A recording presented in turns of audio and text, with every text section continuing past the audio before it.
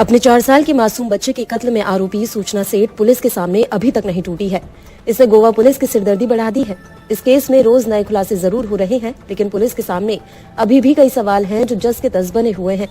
सूचना जिस शातिराना अंदाज में बेटे के कत्ल की पूरी वारदात दबाए हुए है, उसने पुलिस को भी हैरान कर दिया है। सूचना ने अभी तक पुलिस के सामने हत्या की बात नहीं कबूली है। पूछताछ में सूचना ना तो घबराई और ना ही उसने ऐसे संकेत दिए जिससे उस पर शक गहरा हो।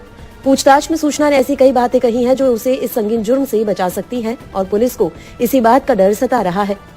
सूचना सेठ के बारे में पुलिस को नई जानकारी हैरान कर देने वाली मिली है। सूचना ने भले ही 10 दिनों के लिए होटल बुक कराया हो, लेकिन वो सिर्फ 5 दिन में ही होटल से चेकआउट कर गई थी। पुलिस सूत्रों के अनुसार सूचना सेठ ने 31 दिसंबर से 4 जनवरी तक दक्षिण गोवा में सर्विस अपार्टमेंट में 5 दिन बिताए थे। वो 4 जनवरी को बेंगलुरु के लिए रवाना हुई और 6 जनवरी की शाम को गोवा लौट आई। उसी दिन रात करीब 11:30 बजे उसने सोल बनियान ग्रांडे सर्विस अपार्टमेंट में चेक इन किया।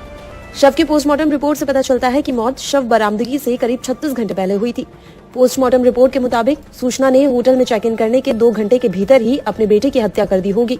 पुलिस का मानना है कि हत्या के बाद सूचना ने बेटे के शव के साथ होटल के कमरे में लगभग 22 घंटे बिताए। पुलिस अधिकारियों के सामने एक और बड़ी गुत्थी है जिसका सुलझना बाकी है।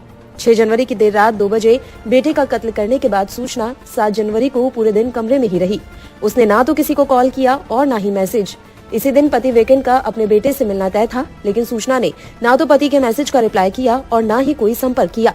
उसने खाने पीने के लिए रिसेप्शन पर भी कॉल नहीं किया। 7 जनवरी की रात लगभग 11:45 पर उसने रिसेप्शन डेस्क पर फोन करके कहा कि उसे जरूरी काम से बेंगलुरु जाना है और उसके लिए एक कैब का इंतजाम किया जाए। पुलिस का कहना है कि सूचना ने निकलते वक्त पहले बेटे के शव को बैग में रखा, उसके ऊपर बेटे के खिलौने और कपड़े डालकर होटल से निकल गई। जब पुलिस ने उसे पकड़ा और बैग खुलवाया तब भी वो बिल्कुल शांत थी। सूचना ने खुद ही बैग खोला और शव के ऊपर से कपड़े निकाले। जब पुलिस ने पूछा कि ये शव किसका है, जवाब में सूचना ने कहा कि वो उसका बेटा है। पुलिस ने दोबारा पूछा, बेटे को क्यों मारा? सूचना ने कहा, मैंने अपने बेटे को नहीं मारा, मैं तो उसे बहुत चाहती थी और हमेशा साथ रहने के लिए अपने घर जा रही थी। पूछताछ के दौरान सूचना बार बार कह रही है कि उसने बेटे को नहीं मारा। सूचना का कहना है कि बेटा उसके साथ रात को जिंदा ही सोया था, सुबह मरा हुआ मिला। वो अपने बेटे से अलग नहीं होना चाहती थी, इसलिए वो उसे अपने साथ घर ले जा रही है। अब पुलिस अधिकारियों को डर है कि सूचना इस आधार पर कोर्ट में सजा से बच सकती है कि उसकी दिमागी हालत ठीक नहीं है। अगर सूचना अपने बयान पर कायम रहती है तो कत्ल के बाद भी सख्त सजा से बच सकती है। पुलिस सूत्रों का कहना है कि अब सूचना से नई पूछताछ में मनोवैज्ञानिक एक्सपर्ट की मदद ली जाएगी। सूचना से सच उगलवाने के लिए मनोवैज्ञानिक तरीका अपनाया जाएगा।